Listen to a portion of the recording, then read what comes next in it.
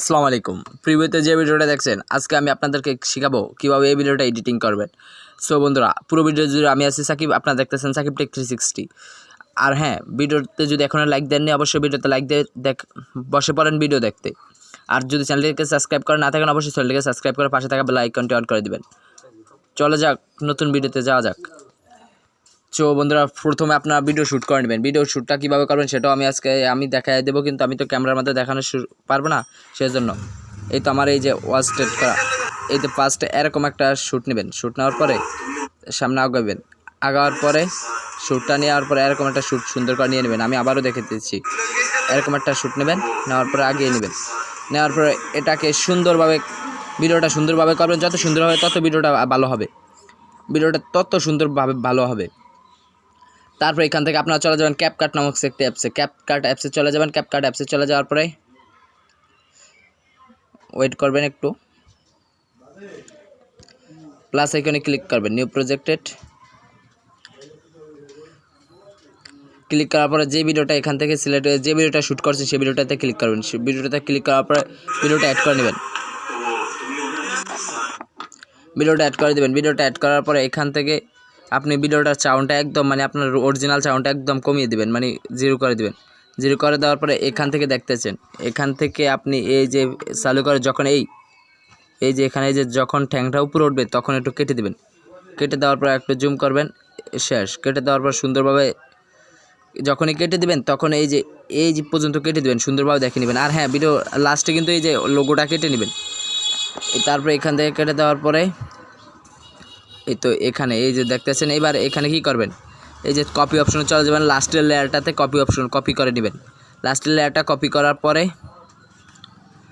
লাস্টের লেয়ারটা কপি করবেন, ওভারলিতে ক্লিক করবেন। ওভারলিতে ক্লিক করার পরে এটাকে একবারে সমান করে দেবেন, ওই লাস্টের লেয়ারটুকে সমান করে দেবেন। সমান করার পরে এই যে দেখতেছেন সমান হয়ে গেছে। সমান হয়ে যাওয়ার পরে এখান থেকে আপনি রিমুভ ব্যাকগ্রাউন্ডে চলে যাবেন।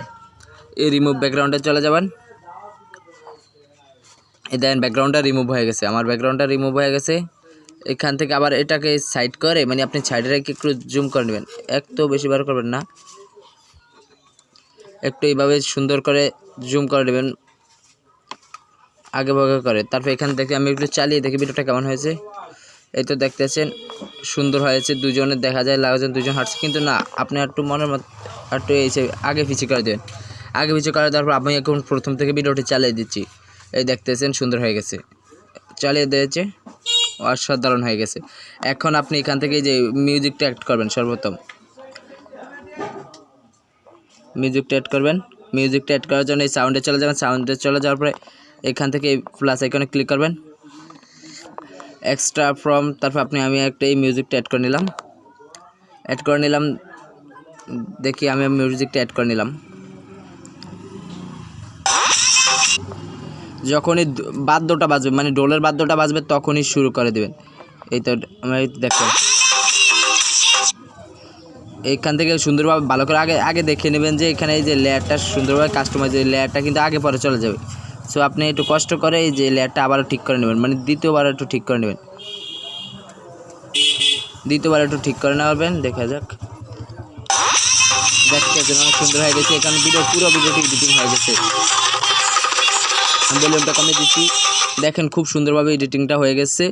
তারপরে এখান থেকে আপনারা যেখানে স্লো মোশন দরকার সেখানে স্লো মোশন দিয়ে দেবেন। স্লো মোশন দিয়ে দেওয়ার পরে সেখান থেকে সুন্দর করে আবার কেটে নেবেন। তারপরে এই মিউজিকটা বাড়তি যে অংশটুকু থাকবে এই অংশটুকু কেটে দেবেন। কেটে দেওয়ার পরে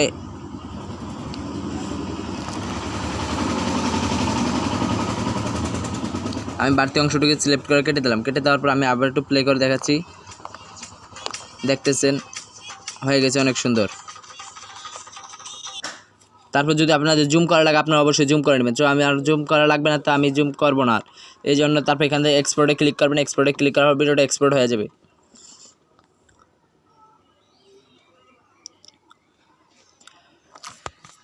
ভিডিওটা এক্সপোর্ট হওয়ার পর আমি আপনাদের দেখাচ্ছি কীভাবে ভিডিওটা সুন্দর হয়েছে কিনা, সেটা অবশ্যই আমি দেখিয়ে দিতেছি। এই যে প্লাস আইকনটা এই দেখে এবার চালু করে দিতেছি। এই দেখতেছেন আমার ভিডিওটা খুব সুন্দরভাবে কাস্টমাইজেশন হয়ে গেছে। আর হ্যাঁ বন্ধুরা, যদি ভিডিওটি ভালো লাগে অবশ্যই চ্যানেলকে সাবস্ক্রাইব করে পাশে থাকা বেল আইকনটি অন করে দেবেন নতুন ভিডিও পাওয়ার জন্য। দেখা হচ্ছে নতুন কোনো ভিডিওতে। এই পর্যন্ত ভালো থাকবেন, সুস্থ থাকবেন।